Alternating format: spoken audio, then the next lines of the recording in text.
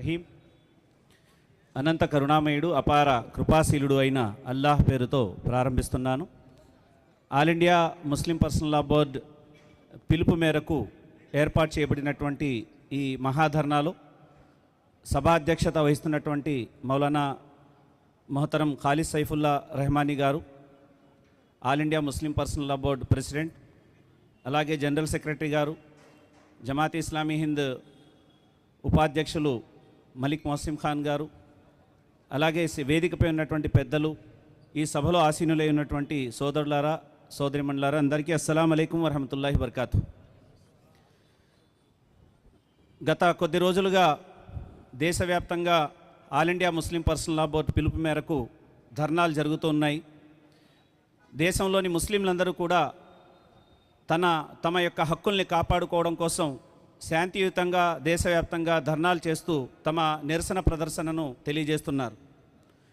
ముఖ్యంగా పార్లమెంట్లో ప్రవేశపెట్టినటువంటి వక్ఫ్ అమెండ్మెంట్ బిల్ 2024 పారదర్శకత లేనటువంటి బిల్లుగా, అలాగే వ్యక్తి స్వామ్యాన్ని, మత స్వేచ్ఛను, మత స్వాతంత్రాన్ని కబళించేటువంటి బిల్లుగా మనం అభివర్ణించవచ్చు. ఎందుకంటే మన రాజ్యాంగం కల్పించినటువంటి మతానికి సంబంధించినటువంటి స్వేచ్ఛ హక్కులు ఏవైతే ఉన్నాయో 4 ఒక కుట్రపూరితమైనటువంటి బిల్లు, మత స్వేచ్ఛకు రాజ్యాంగం కల్పించినటువంటి హక్కులకు విఘాతం కలిగించేటువంటి బిల్లు. ముఖ్యంగా ఏ మతానికి సంబంధించినైనా ఏదైనా బిల్లు ప్రవేశపెట్టాలన్నా, ఏదైనా నిర్ణయం తీసుకోవాలన్నా స్టేక్ హోల్డర్ని సంప్రదించి వారి నిర్ణయాలు కూడా తీసుకొని పరిగణలోకి దాన్ని తీసుకురావాల్సిన అవసరం ఉంటుంది.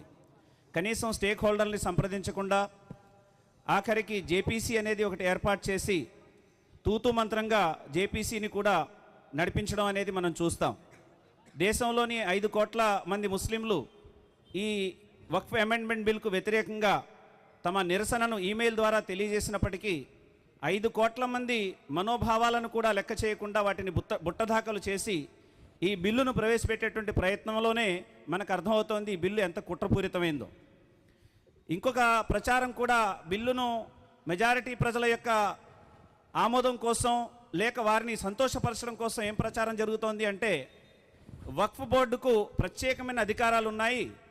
ఆ అధికారాలు ఎలాంటివంటే, వక్ఫ్కు సంబంధించినటువంటి ఆస్తి అని చెప్పి వాళ్ళు ఎక్కడైనా కన్ను పడితే ఆ భూమి కూడా వాళ్ళ కబ్జా అయిపోతుంది, అంత పవర్ఫుల్ వక్ఫ్ బోర్డు అని చెప్పి వక్ఫ్ బోర్డు యొక్క నిబంధనల్ని కూడా అబద్ధ ప్రచారం చేయడం ప్రారంభించారు.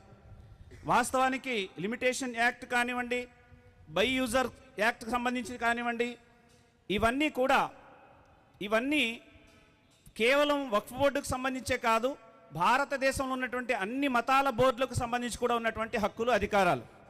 ఉదాహరణకి మన రాజ్యాంగంలోని 26, 29, 30 ఆర్టికల్స్ చూసినట్లయితే ఆయా మతాలకు సంబంధించినటువంటి ఆస్తుల్ని పరిరక్షించుకునేటువంటి, ఆ ఆస్తుల్ని సంరక్షించుకుంటూ వాటికి ట్రస్టులుగా, సొసైటీలుగా ఏర్పాటు చేసి ఆ ఆస్తుల యొక్క ఆదాయాన్ని రాబోయేటువంటి తరాలకు ఉపయోగించుకోవడం కోసం రాజ్యాంగం కల్పించినటువంటి హక్కు.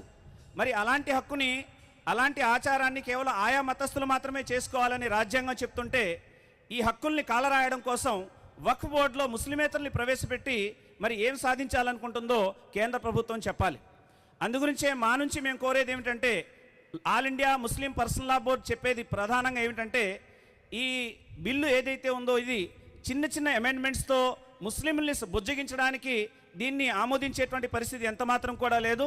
ఈ బిల్లులో ఉన్నటువంటి ప్రతి క్లాజు కూడా రాజ్యాంగ విలువలకు, రాజ్యాంగ స్ఫూర్తికి పూర్తిగా విరుద్ధమైంది. కాబట్టి ఆల్ ఇండియా ముస్లిం పర్సనల్ లా బోర్డు ఈ పూర్తి బిల్లును వ్యతిరేకిస్తోంది.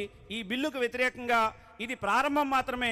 ఒకవేళ ప్రభుత్వం దిగి రాకపోయినట్లయితే రైతు ఉద్యమాల్ని కూడా ఒక స్ఫూర్తిగా తీసుకొని దేశవ్యాప్తంగా ప్రశాంతయుతంగా, ప్రజాస్వామ్యయుతంగా ఉద్యమాలు నడిపిస్తామని చెప్పి ప్రధానంగా తెలియజేయడం జరుగుతోంది. అలాగే ఈ రాష్ట్రానికి సంబంధించినటువంటి వ్యక్తిగా మన ముఖ్యమంత్రి చంద్రబాబు నాయుడు గారికి కూడా చెప్పేది ఏమిటంటే, మొన్న జరిగినటువంటి ఇఫ్తార్ పార్టీలో వక్ఫ్ ఆస్తుల్ని మేము పరిరక్షించడానికి నేను హామీ ఇస్తున్నానని చెప్పి వారు చెప్పారు. రాష్ట్ర ప్రజలందరూ కూడా దాన్ని స్వాగతిస్తున్నారు. అయితే ఒక సంశయంలో ముస్లింలు అందరూ పడ్డారు. అదేమిటంటే, మీరు వక్ఫ్ అమెండ్మెంట్ యాక్ట్ బిల్లుని మీరు ఆమోదించే విధంగా దాన్ని సపోర్ట్ చేస్తూ వక్ఫ్ ఆస్తులు ఎలా పరిరక్షిస్తారబ్బా అని చెప్పి ముస్లింలందరూ కూడా సంశయంలో పడ్డారు.